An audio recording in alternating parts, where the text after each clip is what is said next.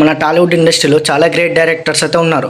వాళ్ళలో కూడా కొన్ని రాట్ దింపిన మూవీస్ అయితే ఉన్నాయి. ఆ మూవీస్ అనేవి నేనైతే ఈ వీడియోలో అయితే చెప్తాను. ఇంకా మీకు ఏమైనా తెలిసిన మూవీస్ ఉంటే మీరైతే కామెంట్లో అయితే పెట్టండి. దానికైతే మనమైతే పార్ట్ 2 అయితే చేద్దాం. నెంబర్ 1 డైరెక్టర్ వచ్చేసి పూరి జగన్నాథ్ గారు. ఎంతో మంది నార్మల్ హీరోని స్టార్ హీరోగా చేసిన ఈయన లైగర్ లాంటి డిజాస్టార్ మూవీ చేస్తాడని ఎవరైతే ఎక్స్పెక్ట్ అయితే చేయలేరు. నెంబర్ 2 వచ్చేసి శంకర్ గారు. అపరిచితుడు, భారతీయుడు 1 లాంటి మూవీస్ తీసిన ఈయన భారతీయుడు 2 లాంటి రాడ్ మూవీ ఇస్తాడని ఎవరైతే ఎక్స్పెక్ట్ అయితే చేయలేదు.